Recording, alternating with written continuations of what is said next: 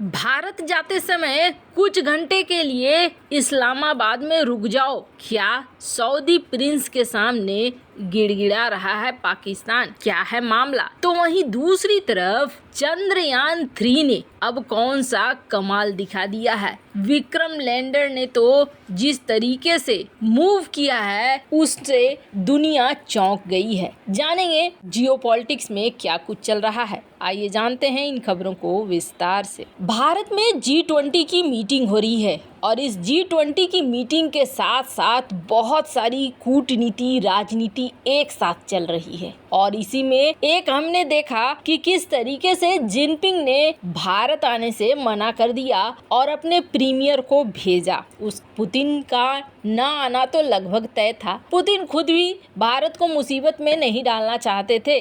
गिरफ्तारी का वारंट था, उसके अलावा बहुत सारी चीजें थी जुड़ी हुई। तो कहीं ना कहीं ये तो दिखा कि राष्ट्रपति पुतिन के नहीं आने की एक बड़ी वजह है। पर जहां जिनपिंग की बात है तो जिनपिंग जब 23 अगस्त को वहां पहुंच सकता है तो यहाँ भी आ सकता था। यहाँ नहीं आने के उसके कई कारण हैं। अगले वीडियो में हम डिस्कस करेंगे कि जिनपिंग इधर नहीं आ रहा है और भारत कौन सा खेल खेल रहा है। भारत पूरा का पूरा G20 का सब कुछ बदल रहा है। पर फिलहाल इस वीडियो में ये भी कहा जा रहा है कि सऊदी प्रिंस के आने न आने पर अभी सवाल है, पर माना जा रहा है कि सऊदी के प्रिंस भारत के G20 शिखर सम्मेलन में आएंगे। लेकिन इससे पहले ये घोषणा थी कि सऊदी अरब के प्रिंस मोहम्मद बिन सलमान भारत की यात्रा पर G20 के लिए तो आएंगे ही, इसके अलावे भी 2 दिन रुकेंगे और वो भारत की राजकीय यात्रा पर रहेंगे।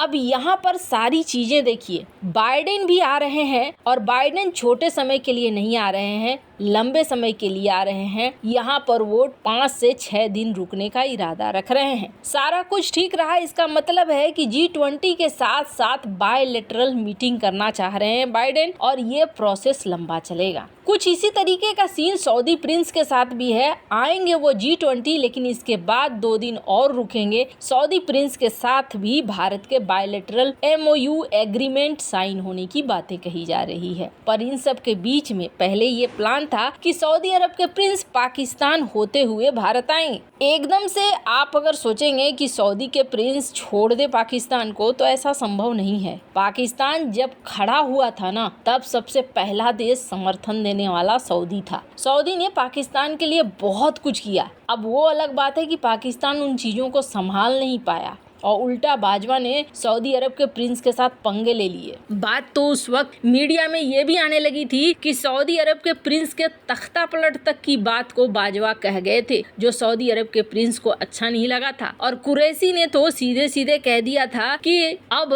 OIC का चीफ तुम नहीं कोई और रहेगा। तो ये सारी चीजें थी जिसने दिखला दिया कि पाकिस्तान ने अपने उस मालिक की भी कदर नहीं करी जिसने इतना सारा पैसा उन्हें दिया और बहुत सारी मदद दी। फिलहाल सऊदी अरब के प्रिंस कहा जा रहा है कि पाकिस्तान नहीं जाने वाले और भारत आने वाले हैं। इससे पाकिस्तान के अंदर थोड़ी सी खलबली मच गई है। पाकिस्तानी जनता सवाल करने लगेगी। ये एक बहुत बड़ा कूटनीतिक समस्या हो जाएगा पाकिस्तान के सेना प्रमुख से लेकर पाकिस्तान की सरकार तक के लिए। जनता पूछेगी, बताओ ये तो हमारे वैसे थे जो हमेशा से आते थे, लेकिन अब क्या हो गया कि ये नहीं आ रहे हैं। अब पाकिस्तान की सरकार सऊदी प्रिंस को किसी भी तरीके से 1-2 घंटे के लिए ही सही, लेकिन पाकिस्तान में बुलाने के लिए उतारू है।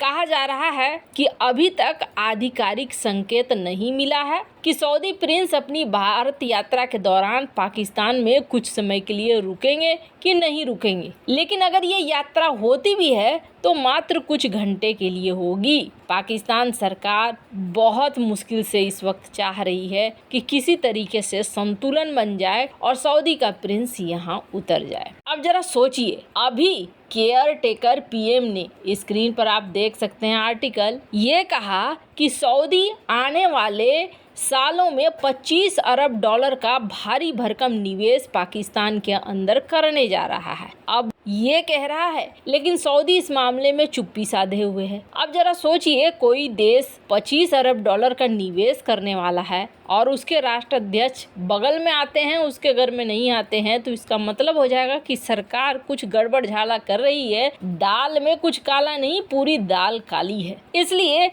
इस मामले को रफा दफा करने की कोशिश कर रहा है पाकिस्तान। खैर, जहां एक तरफ ये सब कुछ हो रहा है तो वहीं दूसरी तरफ कुछ खबरें आपको दिख रही है स्क्रीन पर, और ये खबरें कब की है? ये खबरें हैं 2019 की। नो मोर होप, अब कोई आशा नहीं बची। विक्रम लैंडर से जब संपर्क टूटा और उसके बाद चांद की रात शुरू हो गई थी 2019 में, तब ये छपा था फर्स्ट पोस्ट में। इसके अलावे फिर से देखिए, भारत का स्पेस का सारा होप खत्म हो गया। लूनर लैंडर विक्रम के साथ विक्रम फेल हो गया। ये अल जजीरा ने छापा था, ये भी 2019 का है। वायर ने छापा था कि यहाँ कोई कम्युनिकेशन नहीं है और देयर इज नो होप। इन तीनों अखबारों ने, और ऐसे कई अखबार हैं विदेशी से लेकर देसी तक, जिन्होंने बार बार कहा था कोई आशा नहीं है, विक्रम लैंडर से कोई आशा नहीं है, आशा खत्म हो गया, आशा खत्म हो गया। ये सारा देखेंगे तो आपको लगेगा जैसे इन्होंने उम्मीद छोड़ दी,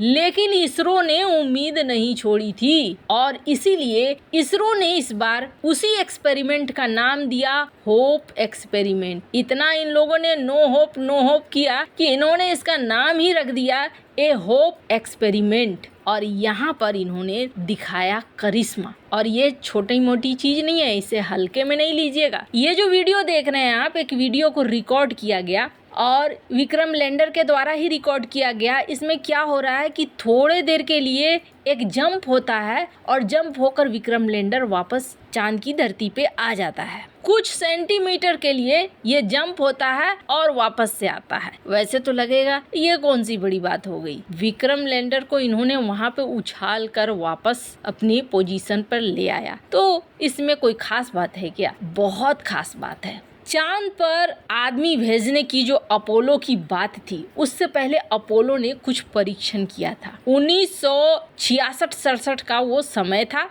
जिस समय खूब टक्कर चल रही थी रूस के साथ अमेरिका की। सर्वेयर 2 ये लैंडर था जो इन्होंने चंद्रमा पर भेजा था, और इसे बाउंस करके उन्होंने देखा था। बाउंस मतलब वही ऊपर थोड़ा उठाया और फिर नीचे, हालांकि इनका कुछ मीटर तक ऊपर गया था। ये क्या करना चाहते थे? ये परीक्षण करना चाहते थे कि हमें अगर वापस वहां से आना है तो हम आ पाएंगे कि नहीं। वहां से हमारा यान अगर वापस चलवाना है तो चलवाने के लिए हम क्या कर सकेंगे। तो ये जो बाउंस करवाया भारत ने अपने लैंडर को, इसका मतलब ये है कि आगे आने वाले समय में यही डेटा बहुत महत्वपूर्ण काम करेगा, जब हमें वहां से नमूने इकट्ठा करके वापस से पृथ्वी लाने होंगे। तो यानी यान वहां से फिर वापस यहाँ आएगा, उसके लिए डेटा हमें मिल गया। ये कोई छोटी मोटी अचीवमेंट नहीं है। और आपको बता दें, दुनिया भी इस बात को मान रही है। बड़े बड़े एक्सपर्ट ये कह रहे हैं, नासा तक ये कह रहा है कि भारत अब अपनी क्षमताओं को दिखा रहा है, इसरो दिखला रहा है कि हम और क्या क्या कर सकते हैं, और ये सचमुच में बहुत ही सुखद है। वैसे इन सब मामले में आपकी क्या राय है, कमेंट कर जरूर बताएं। जल्द मिलते हैं अगले वीडियो में नई खबर के साथ।